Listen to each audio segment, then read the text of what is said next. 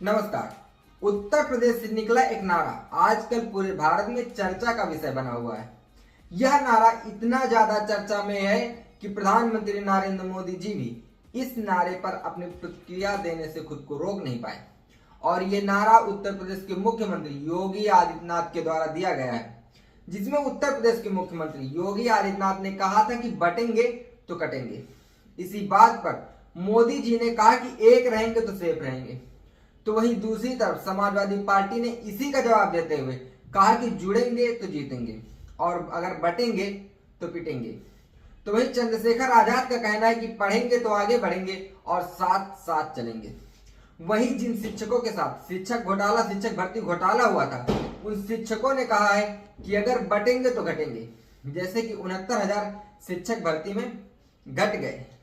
मुख्यमंत्री योगी आदित्यनाथ ने पिछले कुछ दिनों में कई बार हिंदुओं से एकजुट होने का आह्वान किया है।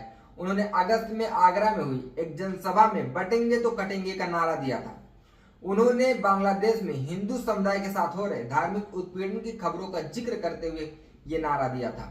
योगी आदित्यनाथ ने कहा था कि एक रहेंगे तो नेक रहेंगे, सुरक्षित रहेंगे और समृद्धि की पराकाष्ठा तक पहुंचेंगे। योगी आदित्यनाथ का यह नारा सोशल मीडिया पर काफी पॉपुलर हुआ था और टीवी चैनलों पर लेकर इसे काफी बहस हुई थी। अब ये नारा फिर से तूल पकड़ने लगा है और अब इसी नारे का पोस्टर उत्तर प्रदेश में हर जगह भारतीय जनता पार्टी के नेताओं और कार्यकर्ताओं के द्वारा लगाना शुरू कर दिया गया है, जिसके जवाब में समाजवादी पार्टी ने भी अपना नारा लगा दिया है और पोस्टर भी लगाने शुरू कर दिए। पोस्टर में पूर्व मुख्यमंत्री अखिलेश यादव की तस्वीर के साथ लिखा गया है कि ना बटेंगे ना कटेंगे, पीडीए के संग रहेंगे। पोस्टर में अखिलेश यादव के साथ पार्टी के नेता अमित चौबे का भी फोटो है। अमित चौबे जनपद महाराजगंज की फरेदा विधानसभा क्षेत्र से आते हैं और पोस्टर में लिखा है कि 27 के सत्ताधीश। इस नारे में दोनों पोस्टर को शेयर करते हुए प्रोफेसर सुधीर पवार ने कहा कि डर के आगे जीत है। तो वहीं इसी बात का जवाब देते हुए अखिलेश यादव ने कहा कि जिसका नजरिया जैसा उसका नारा वैसा। इसी नारे को दोहराते हुए रजत की प्रवक्ता प्रियंका भारती ने कहा कि बटेंगे तो कटेंगे करने वालों ने दलितों को हरिजन कहकर बांट दिया। यह बात इसलिए प्रियंका भारती ने कही है क्योंकि कुछ दिनों पहले योगी आदित्यनाथ अयोध्या गए थे और योगी आदित्यनाथ ने कहा था कि अभी मैं कुछ देर पहले हरिजन की बस्ती में होकर आया हूं, लेकिन हरिजन कहना कानून का उल्लंघन है। 1992 में बनाए गए कानून में कहा गया है कि दलितों को हरिजन नहीं कहा जाएगा और योगी आदित्यनाथ ने दलितों को हरिजन कहकर कानून का उल्लंघन किया है। प्रियंका भारती का कहना है कि अगर दलित हरि के जन है तो योगी आदित्यनाथ किसके जन है, कि योगी आदित्यनाथ शैतानियों के जन है। और अब इसी मामले को लेकर अखिलेश यादव ने एक और ट्वीट किया है, जिसमें अखिलेश यादव ने भारतीय जनता पार्टी को बुरी तरह एक्सपोज करने का काम किया है। अखिलेश यादव ने लिखा कि उनका नकारात्मक नारा उनकी निराशा नाकामी का प्रतीक है।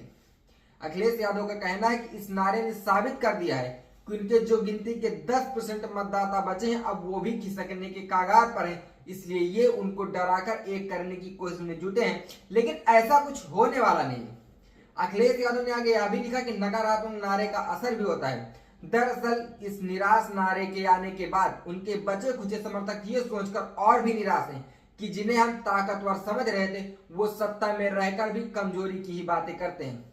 जिन आदर्श राज की कल्पना हमारे देश में की जाती है उसके आधार में भय होता है, भय नहीं। ये सच है कि भयभीत ही भय भेजता है, क्योंकि जिसके पास जो होगा वो वही बेचेगा। अखिलेश यादव ने आगे यह भी लिखा था कि देश के इतिहास में यह नारा निष्कृतम नारे के रूप में दर्ज होगा और उनके राजनीतिक पतन के अंतिम अध्याय के रूप में आखिरी शाब्दिक कील साबित होगा। अखिलेश यादव का कहना है कि देश और समाज के हित में उन्हें अपनी नकारात्मक नजर और नजरिए के साथ अपने सलाहकार भी बदल लेने चाहिए, ये उनके लिए भी हितकार साबित होगा। एक अच्छी सलाह अखिलेश यादव ने कहा कि एक अच्छी सलाह यह भी है कि पाले तो अच्छे विचार पाले और आस्तीनों को खुला रखे, साथ ही बाहों को भी। इसी में उनकी भलाई है। अखिलेश यादव ने एक नारा लास्ट में दिया है कि सकारात्मक समाज कहे आज का, नहीं चाहिए भाजपा। फिलहाल इस मामले पर बहन जी ने भी कॉन्फ्रेंस करके अपना नारा दे दिया है। क्या उत्तर प्रदेश के इतने बड़े राज्य के मुख्यमंत्री को ऐसे नकारात्मक नारे देने चाहिए? इस बात का जवाब कमेंट बॉक्स में कमेंट करके जरूर दें। देखते रहिए हालचाल। जय हिंद।